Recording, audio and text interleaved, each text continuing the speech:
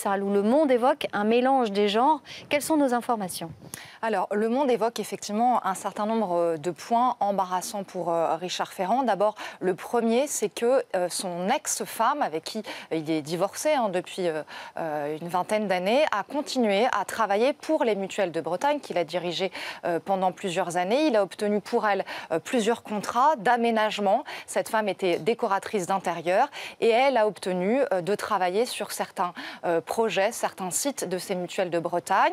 Nous l'avons eu au téléphone et elle confirme ces informations. Alors là, évidemment, on se pose la question parce que après, sa compagne actuelle, c'est son ex-femme qui a aussi pu profiter de ces marchés auprès des Mutuelles de Bretagne. Deuxième élément apporté par Le Monde, c'est que son assistant parlementaire, l'un de ses assistants parlementaires, était marié avec l'actuelle directrice générale des Mutuelles de Bretagne.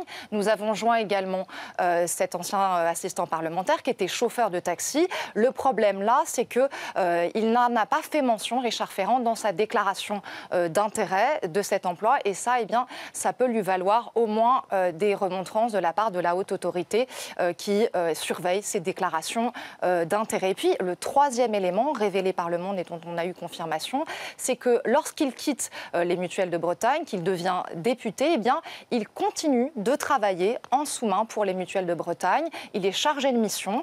Ça, il en fait mention dans sa déclaration d'intérêt et de patrimoine. Il touche 1 250 € par mois. La question que ça pose, c'est est-ce qu'il y a eu conflit d'intérêt puisqu'il était député et qu'en même temps, il touchait des fonds de ces Mutuelles de Bretagne, d'autant qu'il a fait une proposition de loi en faveur des réseaux de mutuelles. Et évidemment, ça, certains de ses proches, certains de ses collègues s'interrogent sur ce possible conflit d'intérêt. En tout cas, il apparaît pour plusieurs opposants comme l'anti-modèle de ce que veut instituer aujourd'hui le gouvernement d'Emmanuel Macron.